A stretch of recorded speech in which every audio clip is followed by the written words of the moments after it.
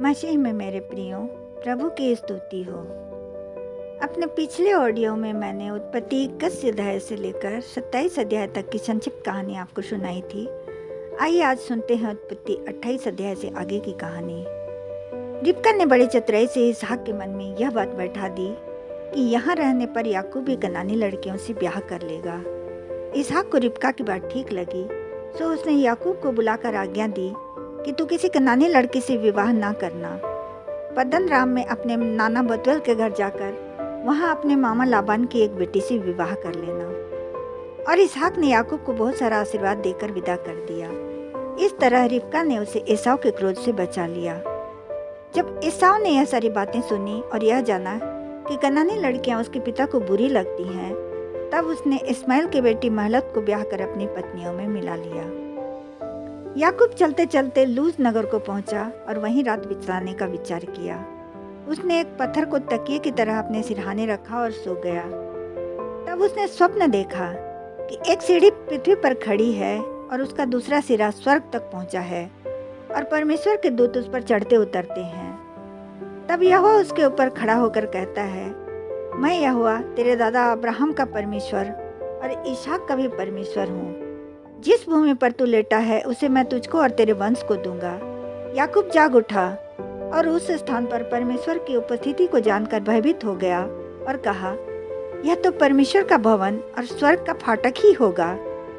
तब उसने अपने तकिए के पत्थर को लेकर खंबे की तरह खड़ा किया और उस पर तेल डाल दिया और उस स्थान का नाम बेतेल रखा और मन्नत मानी, यदि इस यात्रा में परमेश्वर मेरी रक्षा करे, मुझे खाने के लिए रोटी और पहनने के लिए वस्त्र दे और मैं अपने पिता के घर में कुशल क्षेम से लौट आऊं, तो यहोवा मेरा परमेश्वर ठहरेगा और जो कुछ तू मुझे दे उसका 10वांश मैं अवश्य ही तुझे दिया करूंगा। मेरे प्रियो, उस समय तक व्यवस्था उन्हें नहीं दी गई थी, परंतु उसने अपनी मर्जी से यहोवा को 10वांश देने का वायदा किया। फिर याकूब पूर्वियों के देश में आया और देखा कि मैदान में एक कुआं है और उसके पास भेड़ बकरियों के 3 झुंड बैठे हुए हैं। जो पत्थर कुएं के मुंह पर रखा हुआ था वह बहुत भारी था, इसलिए जब सभी झुंड इकट्ठे हो जाते थे तब सब चरवाहे मिलकर उस पत्थर को हटाकर जानवरों को पानी पिलाते थे और फिर उसे कुएं के मुंह पर रख देते थे।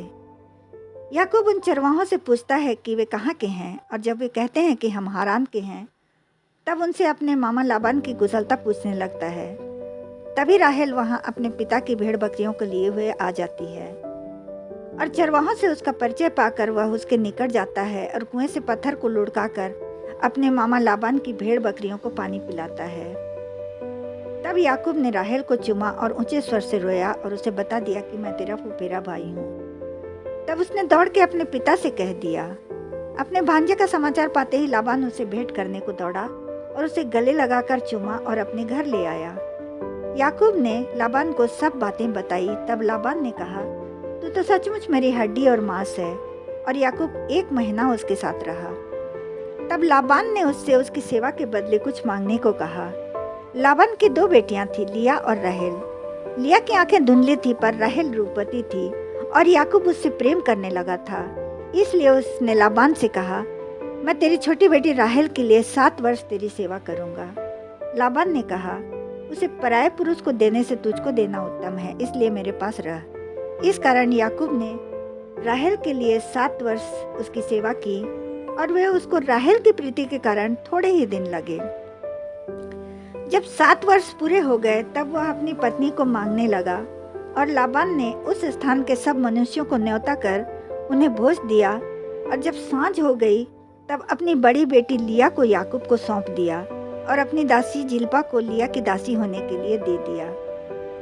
भोर को याकूब ने राहेल के स्थान पर लिया को पाया तो अपने मामा के छल से क्रोधित होकर उसे उलाहना दिया। तब लाबान ने कहा, हमारे यहाँ ऐसी रीति नहीं कि बड़ी से पहले छोटी को ब्याह दें। इसके साथ 1 सप्ताह रह, फिर दूसरी भी तुझे उस सेवा के बदले मिलेगी जो तू मेरे साथ रहकर और 7 वर्ष तक करेगा। जब याकूब लिया के साथ 1 सप्ताह रहा तब लाबान ने उसे राहेल भी दे दी कि उसकी पत्नी हो जाए और अपनी दासी बिल्हा को राहेल की दासी होने के लिए दिया। याकूब राहेल से अधिक प्रेम करता था, इसलिए उसने और 7 वर्ष लाबान की सेवा की।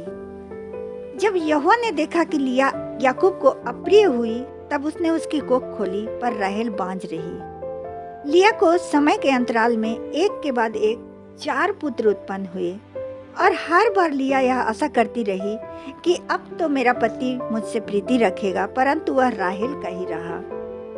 लिया ने अपने पहले पुत्र का नाम रूबेन रखा, दूसरे का सिमोन, तीसरे का लेवी और चौथे का यहूदा रखा।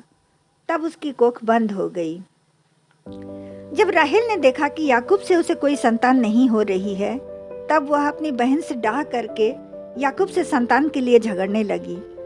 तब उसने क्रोधित होकर कहा, क्या मैं परमेश्वर हूँ? तेरी कोख तो उसी ने बंद कर रखी है।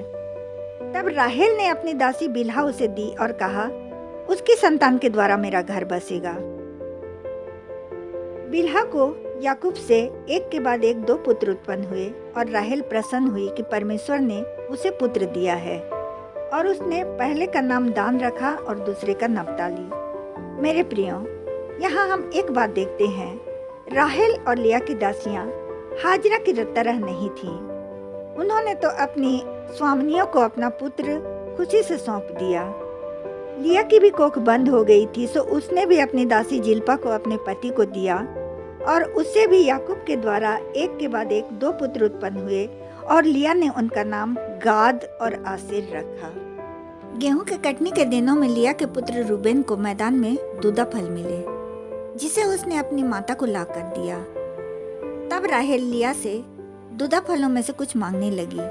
लिया ने कहा, तूने मेरे पति को ले लिया है, क्या यह छोटी बात है कि तू मेरे पुत्र के दूधा फल भी लेना चाहती है? राहेल ने उसे कहा, तेरे पुत्र के दूधा फल के बदले वह आज रात तेरे साथ रहेगा। सांझ को याकूब मैदान से आ रहा था, तब लिया उससे भेंट करके कहने लगी, तुझे मेरे पास आना होगा, क्योंकि मैंने अपने पुत्र के दूधा फल देकर तुझे मोल लिया है। तब याकूब उसके साथ रहने गया, और परमेश्वर ने लिया की सुनी, और उसे 5वां पुत्र उत्पन्न हुआ, और लिया ने उसका नाम इश्शाकार रखा।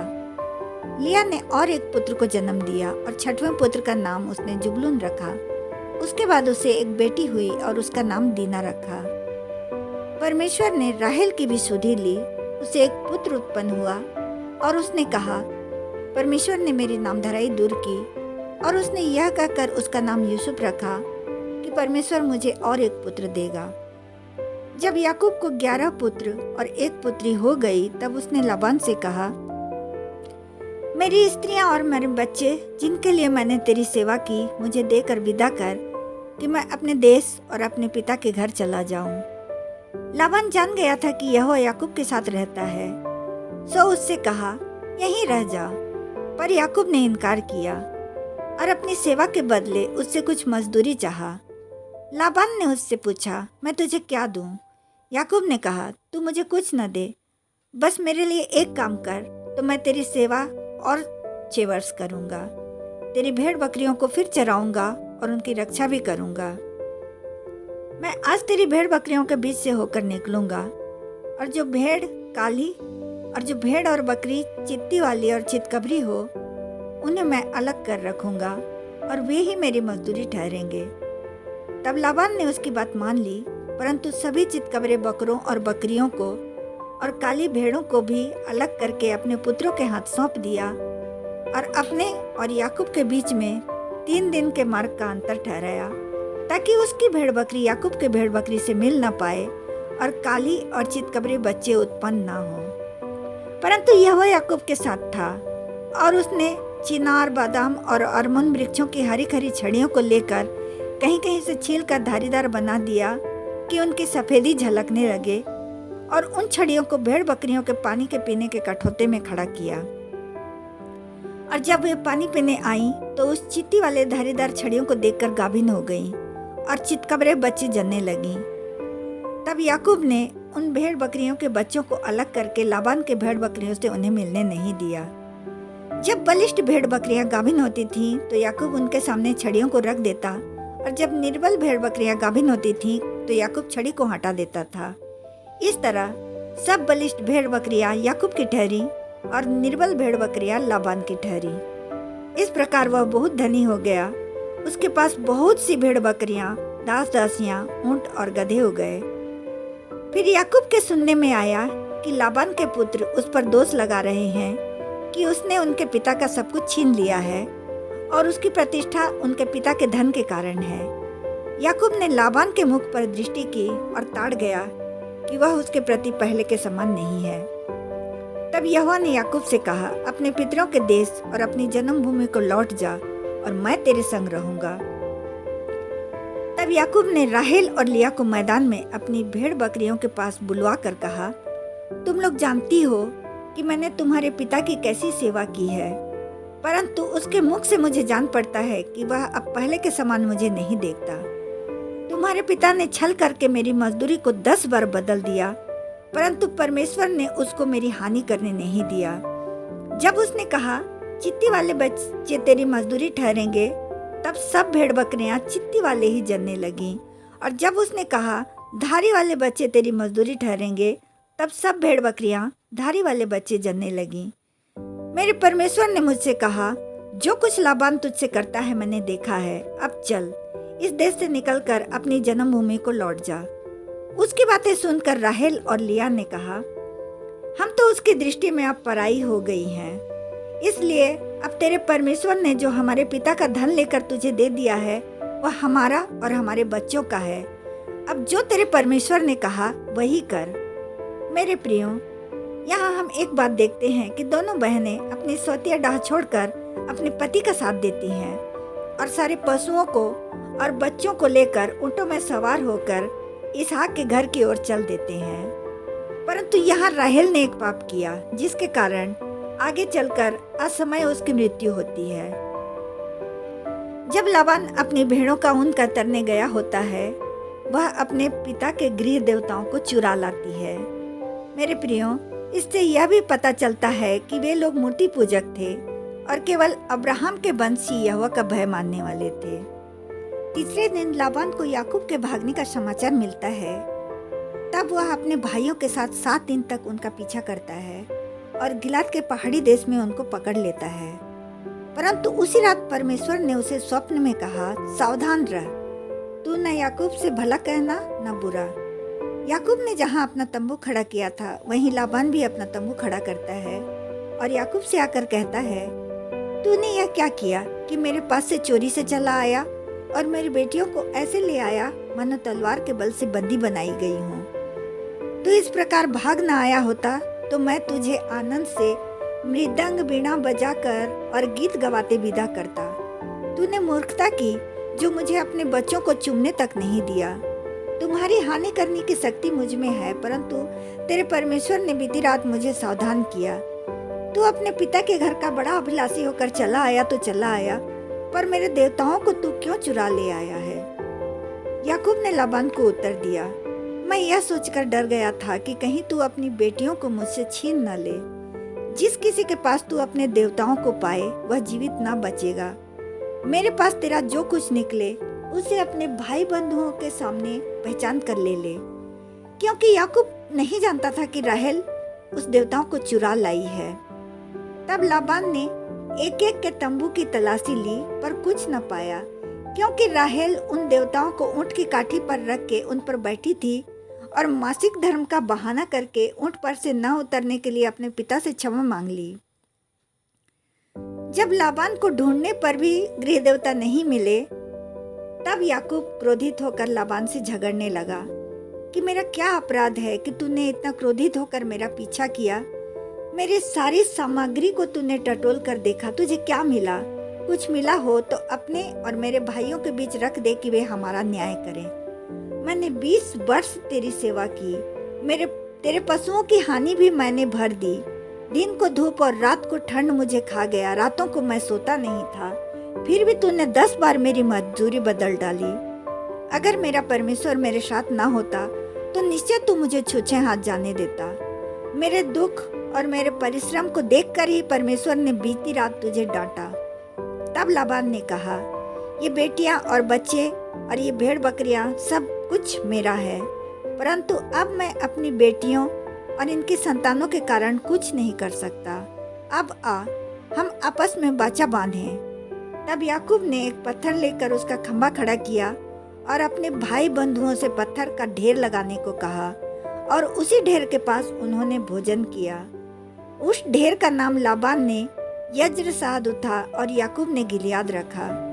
तब लाबान ने कहा, जब हम एक दूसरे से दूर रहें तब यहोवा हमारी देखभाल करता रहे। यदि तू मेरी बेटियों को दुख दे या उनके सिवाय और स्त्रियां ब्याह ले तो हमारे बीच मनुष्य नहीं परंतु परमेश्वर साक्षी रहेगा। और इस ढेर को पार करके हानि करने के विचार से न तो तू मेरे पास आएगा और न मैं तेरे पास आऊंगा। तब याकूब ने उस पहाड़ पर मेल बलि चढ़ाया और अपने भाई बंधुओं को भोजन करने बुलाया। तब उन्होंने भोजन करके वहीं रात बिताई। भोर को लाबान उठा और अपनी बेटियों और नाती नातिनों को चूमकर आशीर्वाद दिया और अपने स्थान को लौट गया। मेरे प्रियों, याकूब ने अपने जीवन में कितने कष्ट झेले। भाई के डर से भागकर ननिहाल गया। राहेल के प्रेम के कारण 14 वर्ष अपने मामा की सेवा की। अपनी मजदूरी पाने के लिए 6 वर्ष उसकी भेड़ बकरियों को चराया। वहां से भी अपने बाल बच्चों और पत्नियों और अपनी मजदूरी छीन जाने के डर से भागा, परंतु यहोवा सदा उसके संग रहा तो उसने सारी मुश्किलों को पार कर लिया। परंतु अभी उसके जीवन में शांति नहीं आई थी। अभी उसे अपने भाई एसाव का भय था और उसके बाद अपनी बेटी दीना के कारण उसके जीवन में और भी संकटों का सामना करना लिखा था। तो मेरे प्रियो, आगे की कहानी अध्याय 32 से आरंभ होगी, जिसे मैं अगले रिकॉर्डिंग में सुनाऊंगी। तब तक के लिए यीशु सहाय। जय मसीह की।